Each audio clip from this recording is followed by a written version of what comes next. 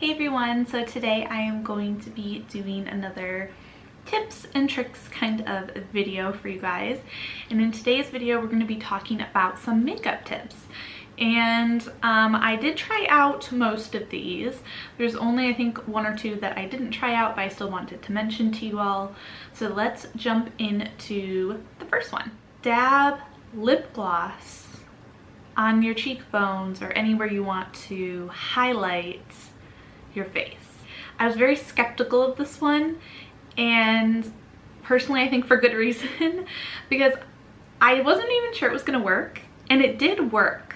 So I will prove that to you. I'll insert a clip of me trying this out, but it does work. It does look glossy and give you that shine, and it visually looks good.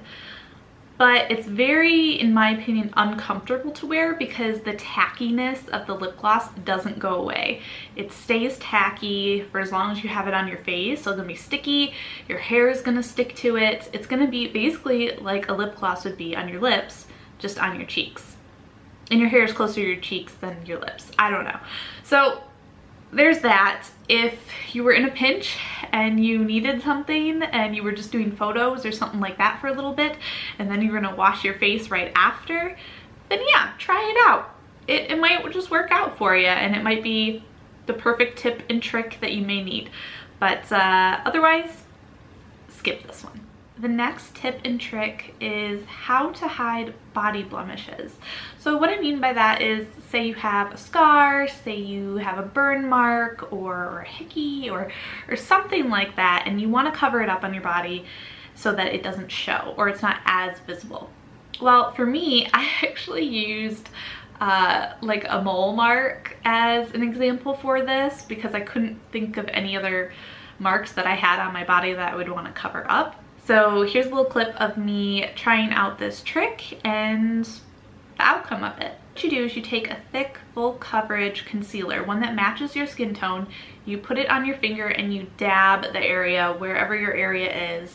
You dab it and kind of cover it that way, just by dabbing motions. Don't like swipe or anything like that. After you've patted it all on and feel good and that it's covered and things like that, you want to take like a concealer brush and blend the edges. Now the key to this is the edges.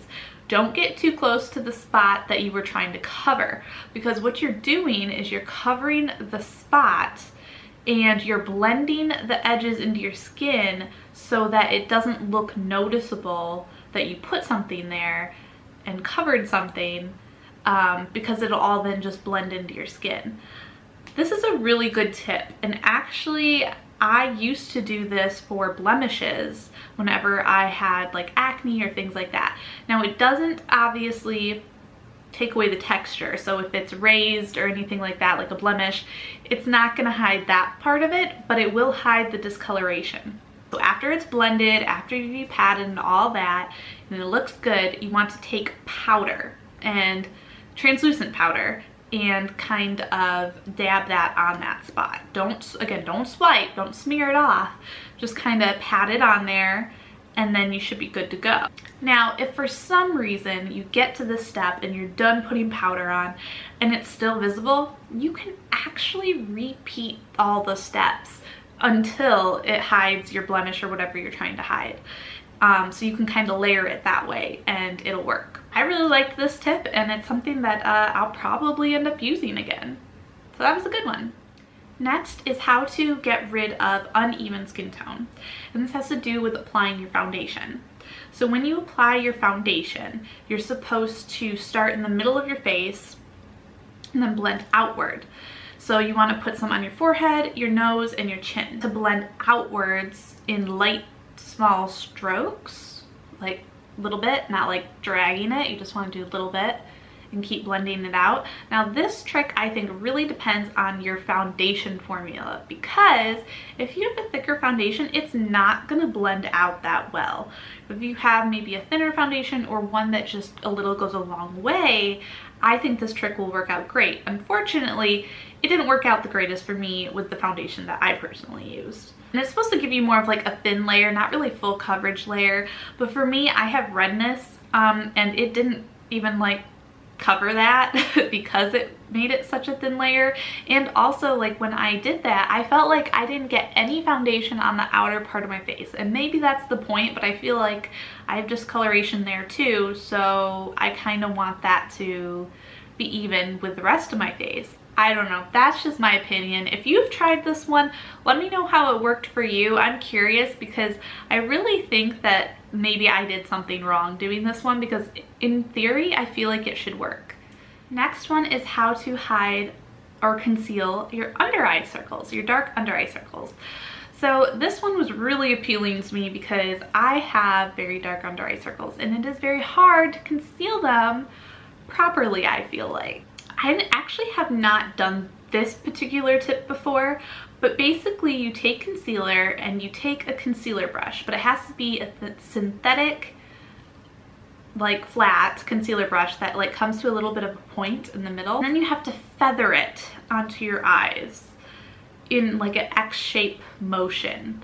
Okay, so I tried this out and it kind of worked. But this whole X-shaped motion, like, maybe it's just like when you're doing it to yourself, or maybe I'm just not talented enough to do that and continually do it correctly, but I don't know how you do that motion correctly on yourself and for the amount of time that you need to do it. Like, I think I was just kind of whatever, like I wasn't doing an X, I was just kind of like flicking it around and probably actually swiping it around in just different directions. And maybe that is the trick. Maybe you don't have to do a specific motion. You just have to do different strokes so that they're not all going like one way. And maybe that's why this trick works. I think that's more the point of this trick. And then you just continue to do that until it's all blended in. And honestly, it worked. If I can do it, you can do it. Here is the tip and trick that I did not test out, and that's just because I don't have this type of product and it's not something that I feel that I would even want to go out and purchase to do this kind of a thing. I don't really tan myself. I don't use tanning products. I don't like to be out in the sun too long. I'm okay with being super pale. It's okay with me. I don't think that there's anything wrong with it, and I don't think I need to change it. So if you want to use less makeup products on your face and just make it look good, is use a self tanner.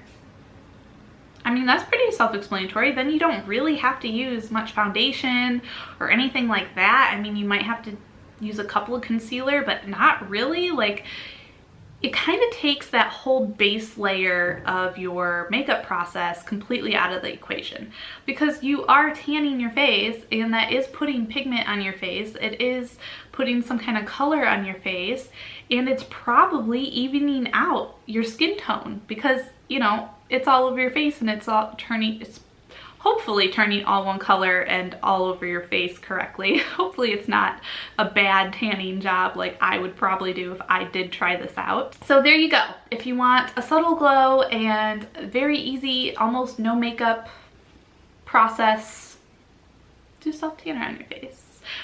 Probably like actual face self tanner. I don't know. I don't know if you can use body self tanner on your face or not. I probably wouldn't try it, but that's just me. So another tip and trick that I did do is using all cream products on my face. Don't use any powder whatsoever, because if you want to reapply throughout the day your makeup without it getting cakey, without it getting super textured, without it taking off the makeup underneath, and just overall having it look almost like you just applied it, is to use all cream products to begin with, and then use those same cream products or other cream products if you want to reapply. So creams, liquids, or gels are the easiest formulas to do this with. It'll look like you just did your makeup when all you did was just touch it up and reapply a few things on top of what you already had on your face. It's like using cream blush over your foundation, liquid or cream foundation, and not setting it with powder. So overall, I was pretty happy with this one. I was very impressed and I really enjoyed this one. I thought it worked really well, and I was very surprised by a lot of the products that reapplied very well. I was very skeptical on some of them, and yeah, they performed pretty good. All right, last tip and trick, and again, I didn't try this one out, but I just still wanted to share it with you all. How to get your cheek color to last longer. And this one is kind of interesting. It's basically use a darker shade and just blend it really well so it's sheer enough and it's the right opacity that you want your blush to be. It's not gonna fade as quickly. So that's kind of the whole point of this trick. Those are all my tips and tricks that I wanted to share with you today. I hope you found them helpful, interesting, fun. If you have tried any of these out, please let me know. If you do try any of these out after watching this video, let us know how it went for you. And just have fun with this. I love experimenting with different tips and tricks, whether they work for me, whether they don't work for me. It's just kind of fun to do and try different things out. All right, I will see you all later. Don't forget to like, subscribe, and hit that notification bell so you get notified of all of my uploads. All right, I will talk to y'all later. Bye.